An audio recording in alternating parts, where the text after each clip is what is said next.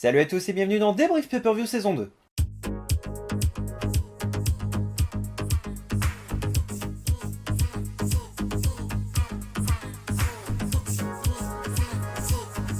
Au sommaire de cette émission, Money in the Bank 2015.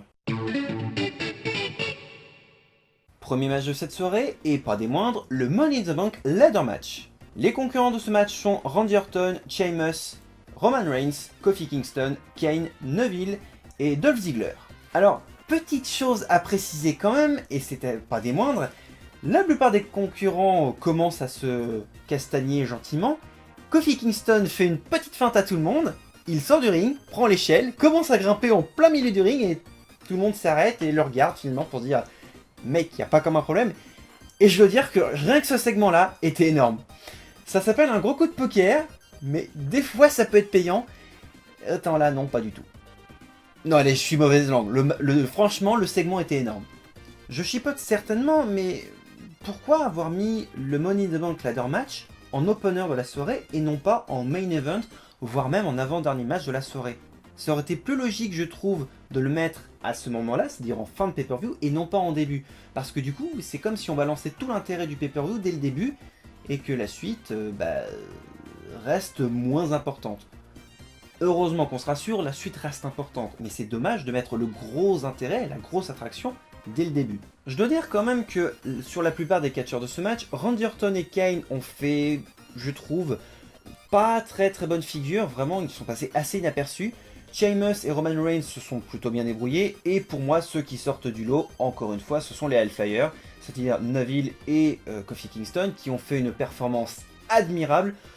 Je dois dire aussi que malgré tout, c'est un match plein de rebondissements, et pas des moindres, avec un rebondissement de taille au moment où Roman Reigns pense détenir la victoire finalement, un retournement de situation énorme, le retour, ou l'apparition, je ne sais pas s'il était vraiment parti, donc on va dire que c'est plutôt une réapparition, de Bray Wyatt, et qui du coup s'en prend à Roman Reigns.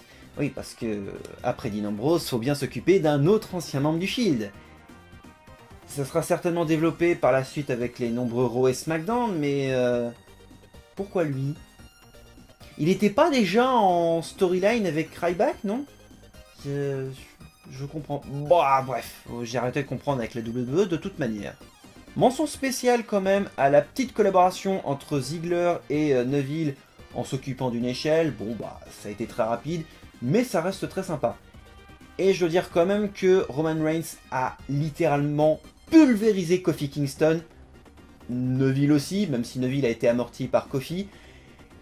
Je dois dire que ça m'étonne pas de ne pas avoir vu Kofi sur le match tag du coup. Au moins ça se comprend. Si je devais donner une note, ce serait plutôt 6 ou 6,5. Le match reste sympa, mais possède quelques failles malheureusement. Une non-apparition quasiment de Randy Orton. Il n'était pas là déjà à Elimination Chamber et j'aurais vraiment voulu le voir davantage. Bon, allez, je suis comme une mauvaise langue. Il a fait plusieurs RKO. Bon, il a fait quand même une très bonne performance, mais j'aurais aimé le voir encore un peu plus. C'est dommage. Kane, malheureusement, n'a pas été vraiment présent. Et franchement, le fait qu'il soit là ou qu'il ne soit pas là, au final, ne change absolument rien. Je veux dire, c'est vraiment de la figuration à ce stade. Second match de cette soirée, Nikki Bella contre Paige pour le championnat des divas. Alors, match brutal. Pour un match des divas, c'est surprenant, mais ces dernières semaines, elles sont assez corsées, on va dire. Et là, je veux dire, match très brutal. C'est étonnant, parce que moi-même, je regardais depuis plusieurs années des matchs de divas, et je veux dire que le niveau était pas top. Mais là, étrangement, brutal. Chose qui n'était pas présent à Elimination Chamber, et présent à Payback ou Extreme Rules. Et il y a un gros point négatif. Tout de suite, je vous l'avoue, voir la bande-annonce promotionnelle de Tough Enough avec Paige dans le jury, bah ça pète un peu tout l'intérêt. Parce qu'on sait que Paige ne remportera pas le titre des divas. Bah oui, ce serait totalement illogique, vu que Tough Enough démarre avant le début du prochain pay-per-view. Donc du coup, pourquoi la mettre dans un match finalement, si on sait qu'elle va perdre? Et j'ai vraiment l'impression que la WWE essaye d'effacer le record d'AJ Lee pour que Nikki Bella prenne sa place. C'est l'impression que ça me donne. Après, je peux me tromper. Pour en revenir au match, le match reste sympa, même si j'ai vraiment l'impression que c'est Paige qui est vraiment la plus brutale. Nikki Bella se débrouille très bien, elle aussi a un bon niveau de brutalité, mais c'est Paige quand même qui est hyper agressive et qui malgré tout se fait vraiment avoir. Sur la fin, échangement des sœurs jumelles, forcément, Paige fait un tombé et malheureusement l'arbitre s'aperçoit de la supercherie. Au moment où Paige pense détenir la victoire, non. On revient à la place initiale, c'est-à-dire Nikki Bella qui reprend la place de sa sœur et qui du coup, victoire. Victoire donc de Nikki Bella qui du coup conserve son titre. Le match reste sympa, mais juste la moyenne, 5 sur 10. Troisième match de cette soirée, Big Show contre Ryback. Bon allez, je vais vous spoiler, à la fin c'est un chauve qui gagne. Non, je déconne, bon allez, je vais quand même approfondir un peu le match. Le match reste bien. J'ai oublié de préciser toutefois que le Miz se met à la table des commentateurs. Bon ok, ces dernières semaines, soi-disant, il était présent, enfin bref. M'en fous, personnellement, je suis là pour voir le pay-per-view, pas pour me remater les vieux SmackDown et les vieux Raw. Au final, un match, sans plus. Je ne comprends toujours pas l'intérêt de Ryback, champion intercontinental. J'aurais préféré Sheamus, personnellement. Mais bon, Sheamus a remporté le Money in the Bank,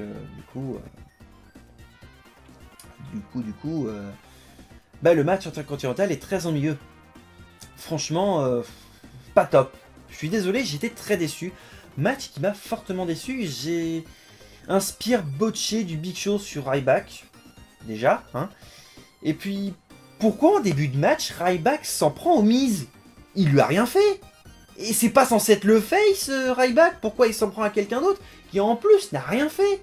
Je sais que le Miz est censé être heal, mais je comprends pas là du coup. Big Show, ça aurait été logique qu'il s'en prenne au Miz, mais là... Et puis même, le Miz qui du coup intervient à un moment donné et attaque le Big Show, puis Ryback avec le micro, puis se barre. Du coup, victoire par disqualification du Big Show, mais Ryback conserve sa ceinture. Donc au final, un match qui n'a servi à rien. Et encore, on peut même pas appeler ça un match. Du coup, je l'ai noté 3,5, voire 4 sur 10.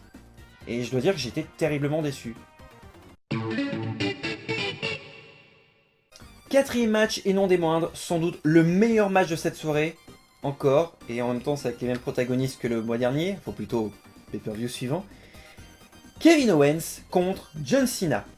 Et là je dois dire, pour une revanche, c'est encore meilleur que la fois d'avant. Donc, que dire? Le match pourtant a mis un peu de temps à démarrer. Au départ je me suis dit, bon, ça va être un moins bon match que celui d'avant. Eh ben non, même pas. Et je dois dire que Cena a réussi à nous sortir des prises. C'est la première fois que je le vois sortir de telles prises. Ça fait quoi? 7, 8, 9 ans peut-être? 8-9 ans que je regarde du catch. C'est la première fois que je vois une performance aussi magistrale de John Cena. Vraiment. Pourtant, il en a eu des adversaires de valeur. Il y a quand même eu Shawn Michaels, Triple H, Randy Orton, Edge. Et dans le haut de gamme, il a quand même eu The Rock et Brock Lesnar. Plusieurs fois. Et là, il se tape un mec, anciennement du circuit indépendant à la Ring of Honor. Et de ce que l'on m'a expliqué, il est même pas au quart de ses capacités de la Ring of Honor. Et le mec a réussi à proposer un match énorme face à John Cena. Et le fait de tout le temps avoir des 2.5 ou des simplement 2 traductions françaises, ça rend le match incroyable. Vraiment, j'ai vraiment pas de mots parce que c'est tellement positif. Le match est pour moi incroyable. Ça s'enchaîne à une vitesse, les prises sont incroyables aussi. Je veux dire, Kevin Owens a tenté un Senton Bomb raté. Il a tenté également d'autres prises. Cena a également tenté des choses qui parfois ont réussi, des fois ont raté. Non, je dois dire, en fait, j'ai pas eu l'impression de voir un match de John Cena. C'est ça le truc, j'ai eu l'impression de voir le match d'un autre catcheur, mais pas John Cena. John Cena a réussi à me surprendre, mais il n'y avait pas d'enjeu, c'est ça le truc. On n'était pas à WrestleMania, c'était pas un match pour le titre. Pourtant, il a réussi à me surprendre encore plus que la fois avec Bray Wyatt à WrestleMania 30. C'est dire à quel point le match était incroyable. C'est sans doute le match de la soirée, et encore une fois, le match a réussi à battre la performance précédente à Elimination Chamber, et rien que l'un des deux matchs pourrait être carrément nommé au Slammy Awards du Match of the Year. Clairement. C'est vrai que Cena qui fait un Tornado DDT, c'est la première fois que je vois ça. Vraiment. Bon, c'est vrai aussi que le moonsault raté de Kevin Owens est assez dommage, tout comme son Senton Bombs, mais je dois dire que c'est tellement incroyable. Kevin Owens arrive même à faire un Five Knuckle Shuffle. Bon, ok, il le réussit, c'est cool, bon ben... Non, franchement, et en plus, gage de qualité, le public fait par 3 fois un This Is Awesome. 3 fois dans le même match. C'est dire à quel point c'est bon comme match, sérieusement. Une performance incroyable. Et du coup, victoire de John Cena, et en fin de match, bien entendu, John Cena veut serrer la main. Et non, petit remake de NXT TakeOver Air Evolution de décembre 2014. La même chose qu'avec Sami Zayn, c'est-à-dire en gros, Kevin Owens porte son adversaire, bam, carrément sur le tablier du ring, et du coup, je me pose la question, est-ce que Cena est réellement blessé, ou est-ce que c'est du coup, c'est juste pour vendre du coup la prise de Kevin Owens. Si en plus je devais donner une note, je pense qu'on est... Ce serait 7,5 sur 10, voire même un 8. Alors on est très loin encore du 9, hein, mais ça s'en rapproche vraiment. Vraiment 8 sur 10, je dirais, tellement le match est incroyable. Cinquième match de cette soirée, The New Day versus Primetime Players. Alors, comme je l'ai dit un petit peu plus tôt dans la vidéo, Kofi Kingston fut fortement blessé, agressé, enfin comme vous voulez. Du coup, ce ne sont que 2 des 3 membres des New Day qui se retrouvent sur le ring dans le match, c'est-à-dire Xavier Wood et Biggie, oui j'avais oublié qu'il a perdu son nom, Langston l'année dernière, j'arrive pas à m'y faire. Alors, pour info, c'est la première fois que je voyais Xavier Wood combattre, officiellement, c'est-à-dire sans faire un turnover d'un de ses coéquipiers, non, vraiment combattre officiellement dans le match. Le mec se démerde plutôt bien, commence à vraiment détester le public parce qu'ils disent New Day sucks, alors que lui voudrait New Day rocks. Je ne vais pas faire traduction, hein, vous ferez les recherches Google. Et un début de match qui finalement est vraiment au désavantage de Darren Young. Malheureusement, il s'en prend plein la tête quasiment les 3/4 du match. C'est assez dommage, mais du coup, ça montre une bonne entente avec Xavier Wood et Biggie. Ce qui est plutôt sympa, il y a vraiment un turnover entre les deux, ça s'enchaîne assez rapidement. Mais je dois dire que, une fois que Titus O'Neil rentre en match, il fait le ménage. Mais au sens propre du terme. Il prend Xavier Wood et il le balance carrément à l'autre bout du ring. Mais comme un sac à patates, quoi, limite. Il le balance carrément. C'est impressionnant. Le mec, en même temps, a un physique d'athlète. Donc c'est normal qu'il ait de la force pour balancer un mec. Et c'est dommage que j'aurais vraiment voulu voir un jeu égal, encore une fois, entre Titus O'Neil et Biggie. Ça aurait été tellement sympa de voir vraiment un jeu égal, vraiment une bonne... un truc équilibré, quoi. Et malheureusement, bah, ça s'est enchaîné trop rapidement, et victoire des Primetime Players. Le match reste dans la moyenne. Rien de plus, rien de moins, c'est acceptable, c'est regardable. C'est meilleur que le match intercontinental, c'est ce qu'il faut se dire. Bon, victoire des Primetime Players. En termes de notes, ce serait 5 sur 10. Le main event de la soirée pour le titre WWE World Heavyweight Championship. Seth Rollins, champion en titre, face à Dean Ambrose, le mec qui s'octroie le titre de champion du monde. Bon, disons que le match reste sympa, c'est un bon main event, mais encore une fois, le match passe après celui de Kevin Owens et John Cena, et malheureusement, j'ai l'impression que ça passe en dessous. C'est dommage parce que Seth Rollins et Dean Ambrose viennent du circuit indépendant, tout comme Kevin Owens, mais il n'y a pas ce même brin de folie. Enfin, il y a un brin de folie, mais un peu moins puissant que celui de Kevin Owens. Mais bon, revenons à Seth Rollins et Dean Ambrose. Bel hommage de la part de Dean Ambrose avec du coup le Bionic Elbow, donc truc du coup de Dusty Rhodes, donc bel hommage de Dusty Rhodes par notre ami Dean Ambrose. Donc il était en haut d'une échelle, saute d'une échelle pour atterrir directement sur la face de Seth Rollins. Tournant du match, Dean Ambrose qui du coup se fait carrément maltraiter, se fait pratiquement péter une jambe. C'est dommage parce que du coup le reste du match, il est carrément affaibli. Et ce qui malheureusement reste totalement à l'avantage de Seth Rollins. Mais c'était à prévoir de toute manière. C'était à prévoir qu'il n'allait pas reperdre son titre une seconde fois. Pourtant, malgré sa jambe abîmée, Ambrose s'en sort avec les honneurs. Mais je sais pas, j'aurais vraiment voulu avoir quelque chose de plus. Le match est bon, attention, je ne dénigre absolument pas les performances. C'est vraiment incroyable ce qu'ils ont donné.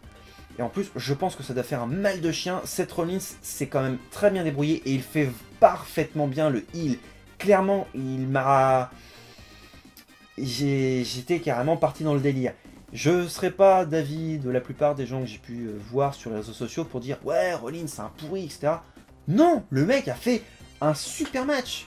Ce serait dommage de lui cracher dessus. Non, le match était vraiment sympa. Il a vraiment fait une performance qui du coup valait... le titre de Main Event. Donc il a fait vraiment le boulot.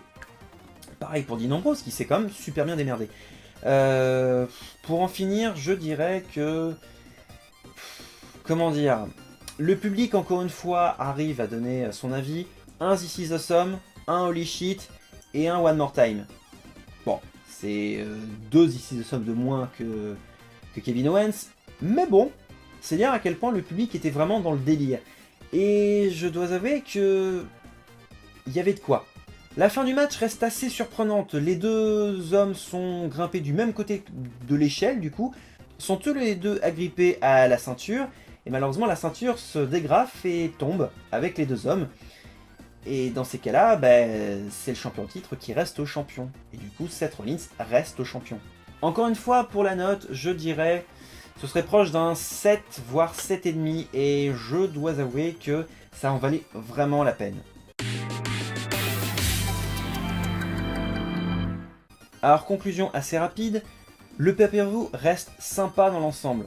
Il n'y a pas vraiment de fausses notes par rapport à Elimination Chamber il y a 2 semaines. Encore une fois, c'est vraiment les performances de Ryback et Big Show pour le titre intercontinental qui gâchent tout le truc. Le match Diva est vraiment très sympa à voir, même vraiment très sympa à voir. Le reste des matchs sont très cool, mais malheureusement, j'ai l'impression qu'il reste en dessous du match, ou plutôt des matchs d'Elimination Chamber. Bon après je chipote, hein, ça reste mon avis personnel. Vous pouvez très bien me dire ce que vous en pensez dans les commentaires de la vidéo, c'est fait pour ça, ce serait cool. Après, bon prochain pay-per-view Battleground, on verra à peu près ce que ça donne. Mais il y a déjà un match d'annoncer, c'est le match de Roman Reigns contre Bray Wyatt. C'est la fin de cette vidéo, merci à vous de l'avoir suivi, n'hésitez pas à me donner votre avis en commentaire de cette vidéo. Je voulais aussi vous remercier vis-à-vis du très bon accueil que vous avez pu faire à la nouvelle émission Les Top 5. Rassurez-vous, les prochains sont déjà en préparation, et en plus ça devrait normalement vous plaire. On se retrouve très prochainement pour le prochain pay-per-view Battleground. D'ici là, portez-vous bien, et salut!